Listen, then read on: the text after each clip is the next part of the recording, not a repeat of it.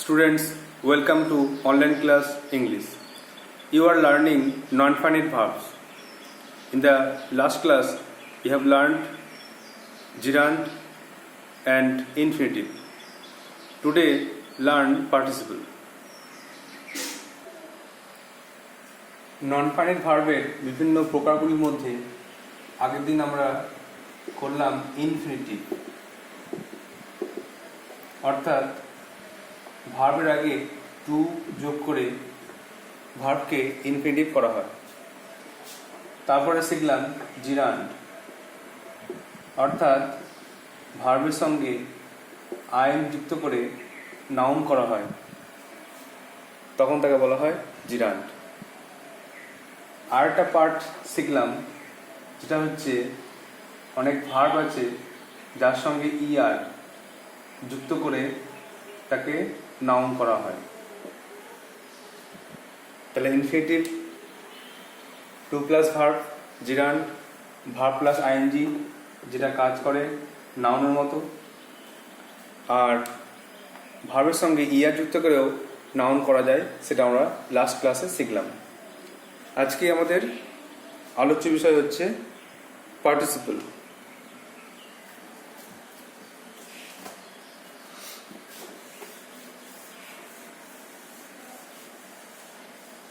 তো non finite ভার্বের মধ্যে 3 নম্বরে আজকে আমরা শিখব পার্টিসিপল।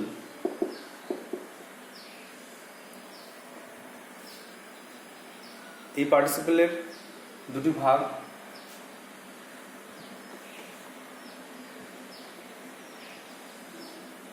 সেটা হচ্ছে প্রেজেন্ট পার্টিসিপল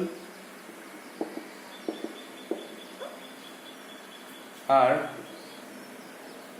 পাস্ট পার্টিসিপল।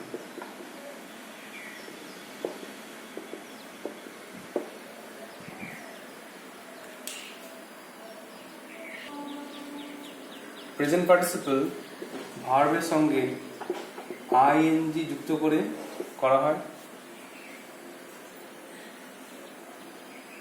আর পাস্ট পার্টিসিপল ভার্বের পাস্ট পার্টিসিপল ফর্ম বা ভার্বের থার্ড ফর্ম বসিয়ে করা হয়।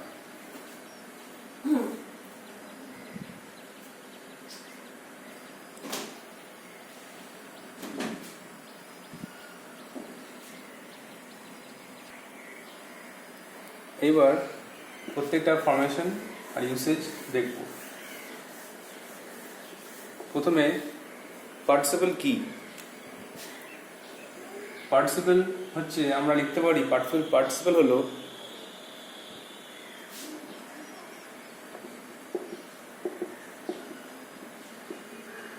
ভার্ব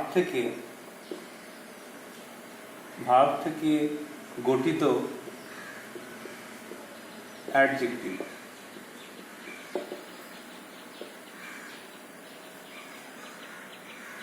ভার্ব থেকে গঠিত অ্যাডজেক্টিভকে বলা হয় পার্টিসিপল। তাহলে ভাষা মনে রাখতে হবে যে ভার্ব থেকে কিন্তু পার্টিসিপল গঠন করা হয়। তারপরে পার্টিসিপল এর দুটি প্রকার হলো, এক নম্বরে প্রেজেন্ট পার্টিসিপল,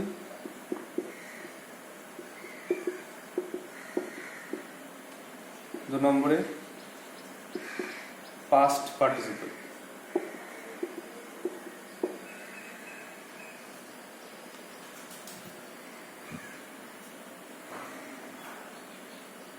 তো এটা মনে রাখতে হবে যে পার্টিসিপল কি না, পার্টিসিপল হলো ভার্ব থেকে গঠিত অ্যাডজেক্টিভ, আর পার্টিসিপল দুটো ভাগ হলো একটা প্রেজেন্ট পার্টিসিপল আর পাস্ট পার্টিসিপল। নেক্সট,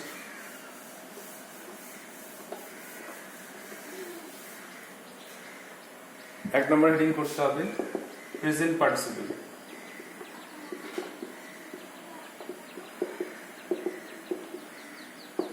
যেটা গঠন করা হয় ভার্বের সঙ্গে আইএনজি যুক্ত করে।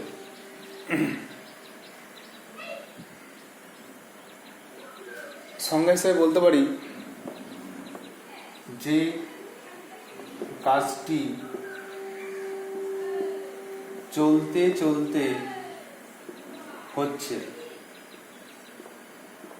যে কাজটি চলতে চলতে হচ্ছে সেটি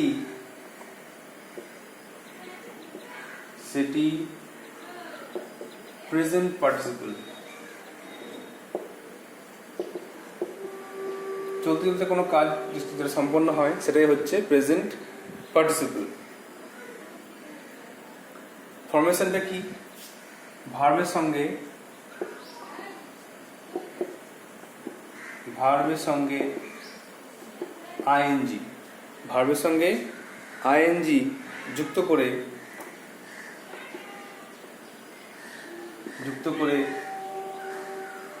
প্রেজেন্ট পার্টিসিপল গঠন করা হয়।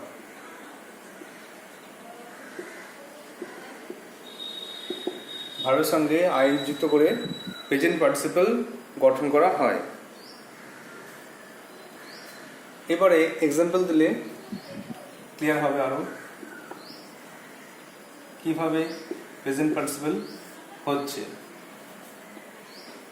নাম্বার 1 দেখো, a rolling stone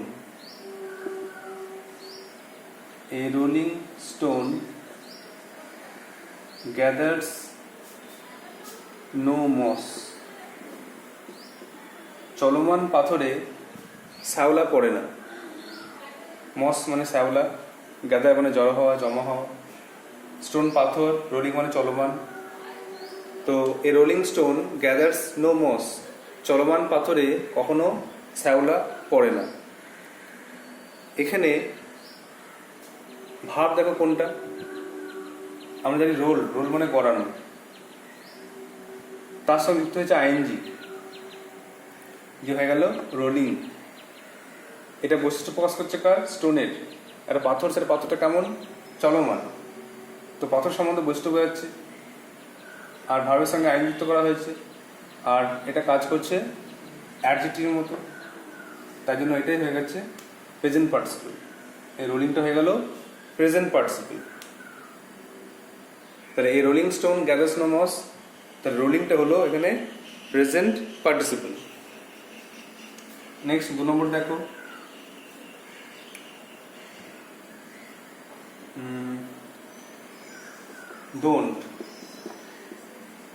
don't try to get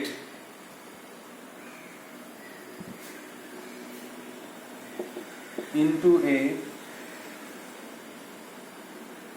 running train। don't try to get into a running train, চলমান ট্রেনে ওঠার চেষ্টা করো না। তাহলে জানো ভার্বটা হচ্ছে রান, তার সঙ্গে যুক্ত হয়েছে আইএনজি, হয়ে গেল রানিং, চলন্ত।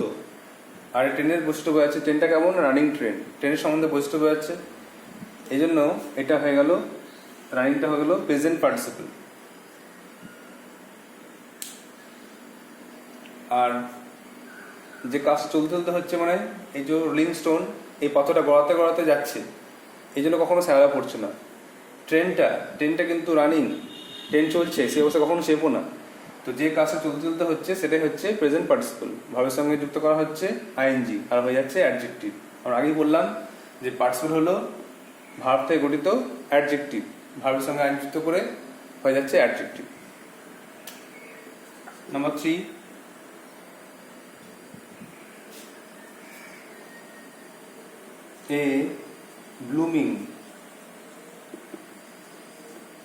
a blooming flower is beautiful to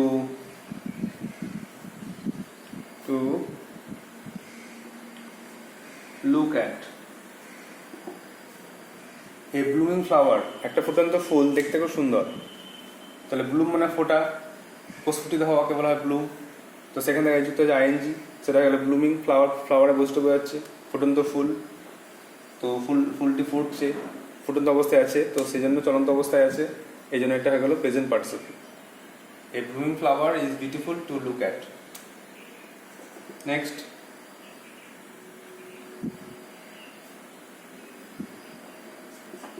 hearing the noise. Hearing the noise, the boy woke up. চিৎকার কোলাহল শুনে ছেলেটি জেগে উঠল। তাহলে জানো হেয়ার মানে শোনা, তার সঙ্গে যুক্ত হচ্ছে আইএনজি, আর আওয়াজ শুনে এটা হচ্ছে প্রেজেন্ট পার্টিসিপল। আওয়াজটি শুনে ছেলেটি জেগে উঠল।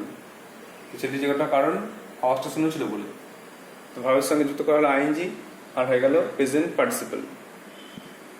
আর যখন সে আওয়াজটা শুনলো তখনই সে জাগলো, চলন্ত অবস্থায় ঘটনাটি ঘটেছে, এই জন্য এটা present participle.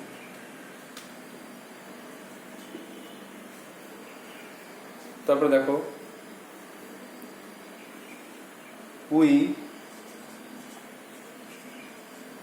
saw him. We saw him, আমরা তাকে দেখেছিলাম রানিং, দৌড়ানো অবস্থায়। We saw him running, আমরা তাকে দৌড়াতে দেখেছিলাম, দৌড়ানো অবস্থা দেখেছিলাম। তাহলে এখানে কাজটা চলছিল অতীতে, কাজটা চলতে হচ্ছিল, এই জন্য রানিংটা হয়ে গেল প্রেজেন্ট পার্টিসিপল।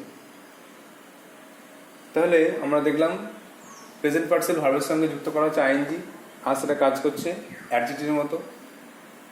তাহলে যে কাজটা চলতে হচ্ছে সেটি প্রেজেন্ট পার্টিসিপল, ভার্বের সঙ্গে যুক্ত করা হচ্ছে আইএনজি। এইভাবে প্রেজেন্ট পার্টিসিপল গঠন করা হচ্ছে। এক্সাম্পল হচ্ছে, a rolling stone gathers no moss, চলমান পাথরে শ্যাওলা পড়ে না। রোলিংটা এখানে প্রেজেন্ট পার্টিসিপল হিসেবে ইউজ হয়েছে। Don't try to get into a running train, চলন্ত ট্রেনে ওঠো না। রানিং এটা present participle. A blooming flower is beautiful to look at, এটা ফুটন্ত ফুল, খুব দেখতে সুন্দর, এখানে ব্লুমিংটা present participle. Hearing the noise the boy woke up, আওয়াজটা শুনে ছেলেটি জেগে উঠলো, তাহলে হিয়ারিংটা এখানে প্রেজেন্ট পার্টিসিপল। আর উই saw him রানিং, আমরা তাকে দৌড়াতে দেখলাম বা দেখেছিলাম, এই দৌড়ানো রানিং এটা হচ্ছে প্রেজেন্ট পার্টিসিপল।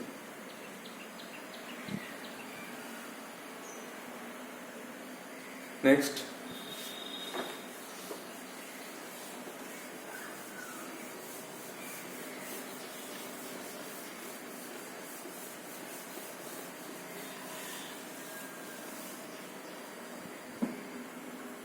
দু নম্বরে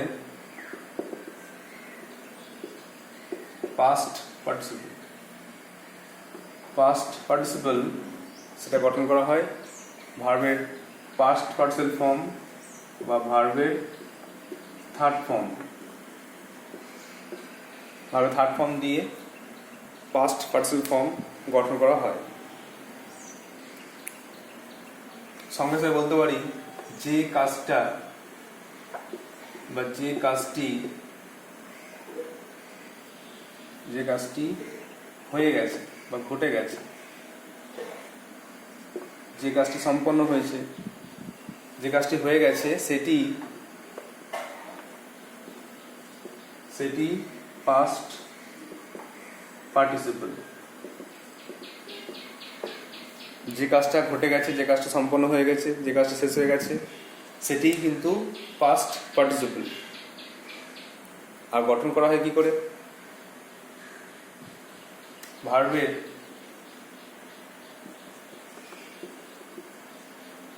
ভার্বের থার্ড ফর্ম বা পাস্ট পার্টিসিপল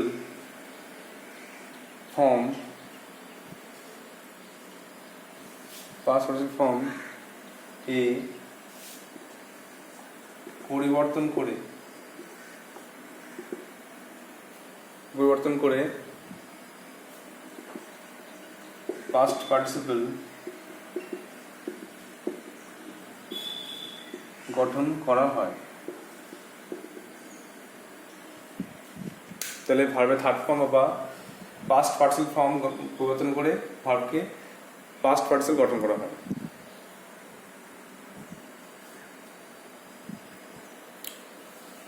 এক্সাম্পল দিলে আমরা বুঝতে পারবে। দেখো এক্সাম্পল কি,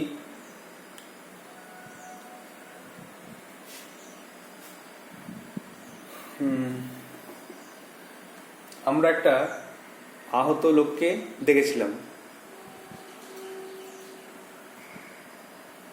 তাহলে we saw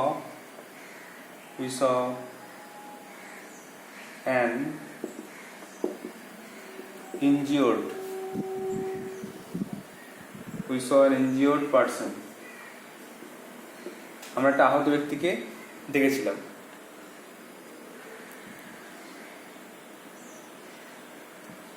তো ইনজিওর মানে আহত, তার থার্ড ফর্ম হচ্ছে ইনজিওর্ড।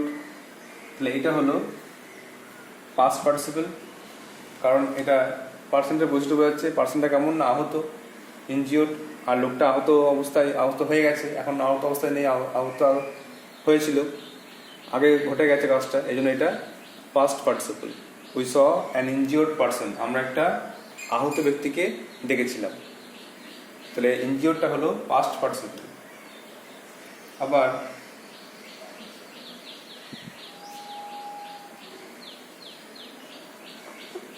হি স, সে দেখেছিল এ ট্র্যাপড বার্ড। হি স এ ট্র্যাপড বার্ড, সে একটা বন্দি পাখি দেখেছিল। বন্দি পাখি, তার ট্র্যাপ মানে বন্দি করা, থার্ড ফর্ম হচ্ছে ট্র্যাপড, পাস্ট পার্টিসিপল হচ্ছে ট্র্যাপ ফর্ম, তাই জন্য ট্র্যাপটা হলো পাস্ট পার্টিসিপল। পাখি বুঝতে পারছে, পাখির সম্বন্ধে বলছে, পাখিটা কেমন অবস্থায় আছে না বন্দি অবস্থায়, ট্র্যাপড বার্ড, বন্দি পাখি, তো এই জন্য ট্র্যাপটা হলো past participle. Next,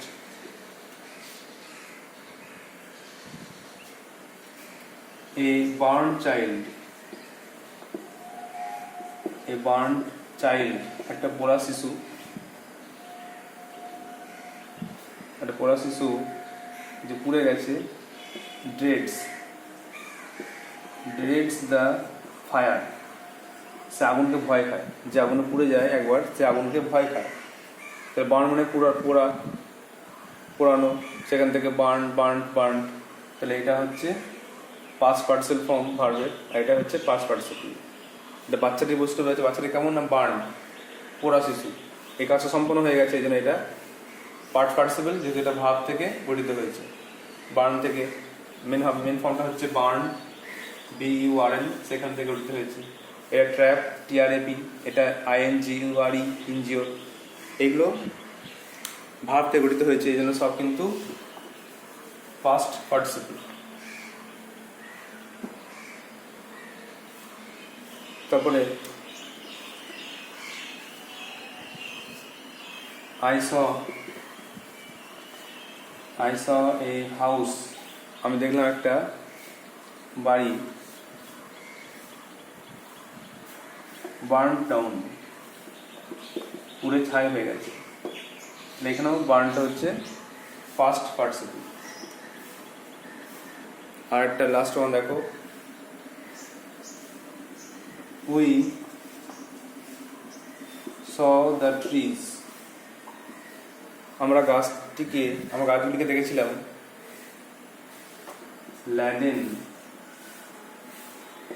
laden with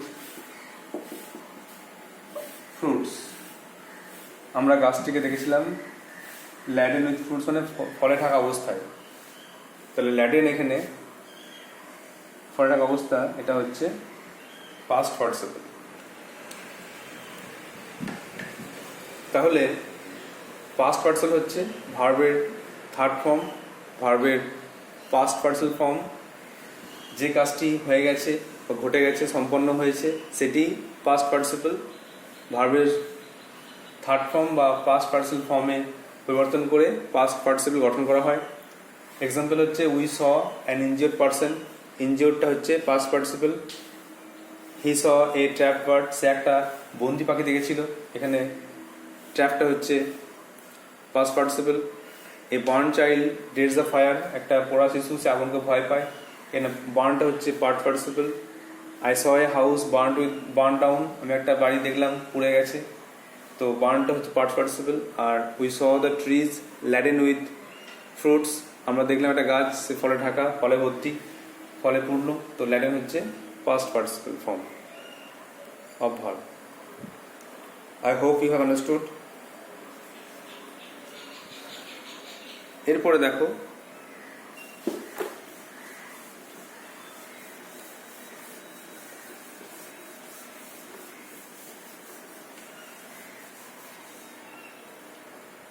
পার্টিসিপেলের আরেকটা ভাগ হয় যেটা মনে রাখতে হবে,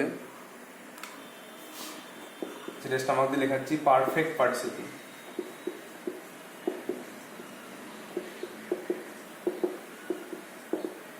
perfect participle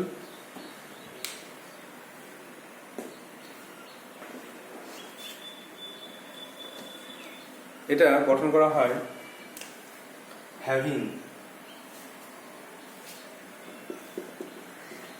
having plus verb 3 দিয়ে,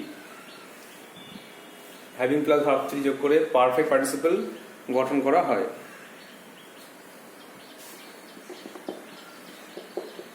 হ্যাভিং এবং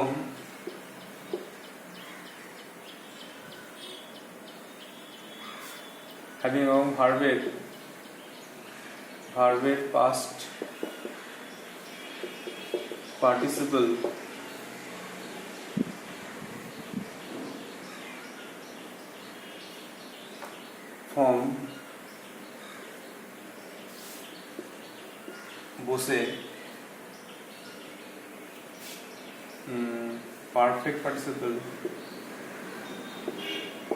পারফেক্ট পার্টিসিপল গঠন করা হয়। হ্যাভিং এবং ভার্বের পাস্ট পার্টিসিপল ফর্ম বসে পারফেক্ট পার্টিসিপল গঠন করা হয়। এক্সাম্পল কোনগুলো দেখো, এক্সাম্পল দেখছি দুটো, একটা হচ্ছে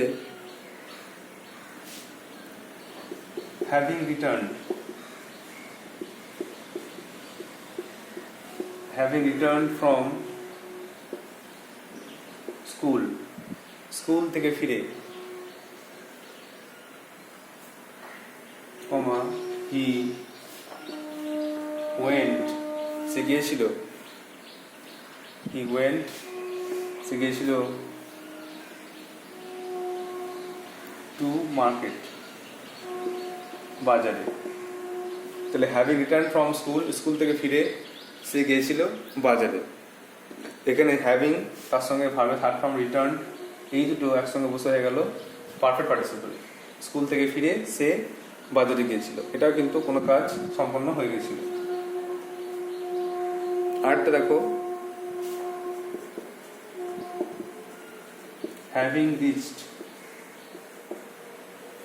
having reached home, বাড়ি পৌঁছে গিয়ে he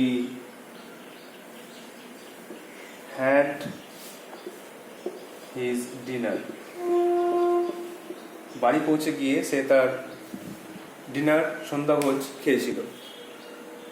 তাহলে হ্যাভিং রিচড এটা কিন্তু পারফেক্ট পার্টিসিপল, যেহেতু এটা ভার্বের সঙ্গে মানে হ্যাভিং আছে, হ্যাভিং প্লাস ভার্বের পার্টিসিপল ফর্ম, এই দুটো যোগ করে পারফেক্ট পার্টিসিপল গঠন করা হচ্ছে।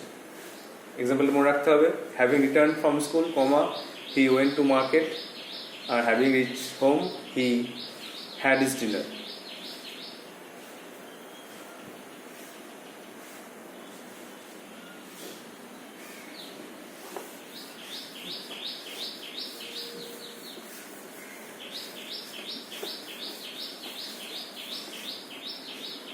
আরেকটা পার্ট আছে, সেটা হলো ভার্বাল নাউন।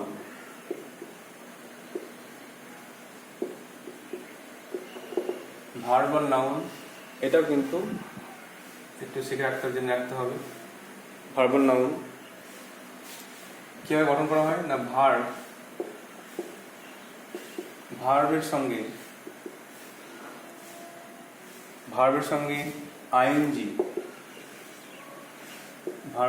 আইএনজি, যুক্ত করে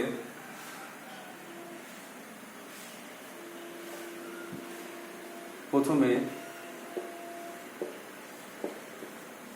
ডেফিনিট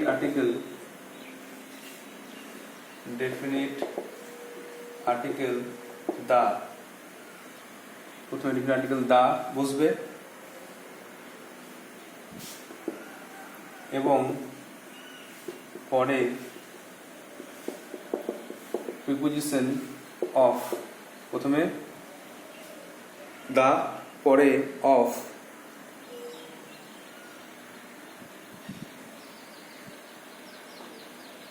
বসে।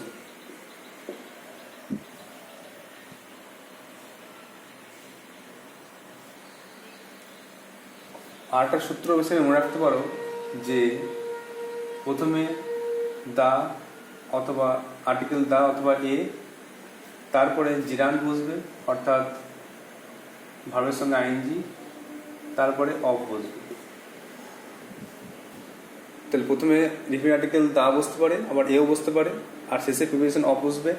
তাহলে দা অথবা এ, তারপরে জিরান্ড জানো অর্থাৎ ভার্বের সঙ্গে আইএনজি, যেটা নাউন মতো কাজ করে, আর তারপরে অফ, এরকম থাকলে কিন্তু তাকে বলে ভার্বাল নাউন।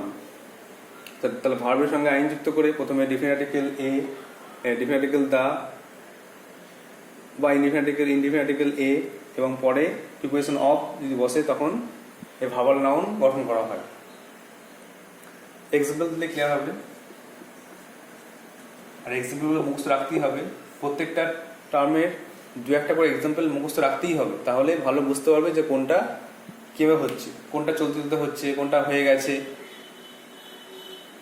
কোনটা ভার্বাল নাউন, কোনটা পারফেক্ট পার্টিসিপল। এভাবে প্রত্যেকটা কিন্তু একটা দুটো উদাহরণ মুখস্থ রাখতেই হবে। যেমন এক্সাম্পল 1 বলছি, হি ইজ এঙ্গেজড, সে নিযুক্ত আছে, in the writing of a letter, একটা চিঠি লিখতে এসে নিযুক্ত আছে বা চিঠি লিখতে এসে ব্যস্ত আছে। তাহলে he is engaged in the writing of a letter, সেটা চিঠি লিখতে ব্যস্ত। তাহলে এখানে দ্য রাইটিং অফ, এটা কিন্তু একটা ভার্বাল নাউন, যেহেতু দা, তারপর ভার্বের সঙ্গে আইএনজি, রাইটিং, জিরান, আর তারপরে অফ। আবার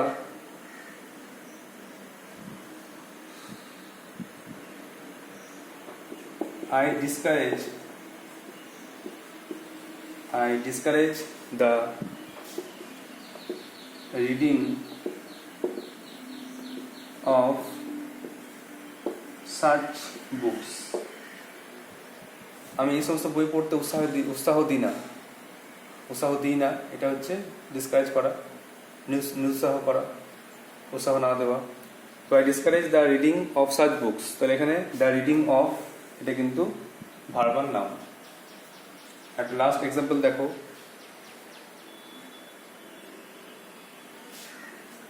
I like the drawing of nature, আমি প্রকৃতি ছবি আঁকতে পছন্দ করি, তাহলে I like the drawing of nature। তো এখানে দ্য ড্রয়িং অফ, এটা কিন্তু ভার্বাল নাউন। তাহলে প্রথমে দা বা এ এবং জিরান্ড অর্থাৎ ভার্বের সঙ্গে আইএনজি এবং তারপরে অফ থাকলে তাকে বলে ভার্বাল নাউন। তো এক্সাম্পল হচ্ছে the writing of, the reading of, the drawing of, এগুলো কিন্তু সব ভার্বাল নাউন। তাহলে আজকের যে পার্টগুলো শিখলাম নন ফাইনাইট ভার্বের, সেটা হচ্ছে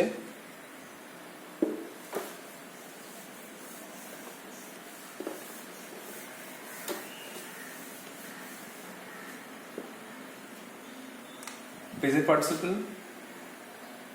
আগের দিন শিখেছিলাম ইনফিনিটিভ, তারপরে জিরান্ড,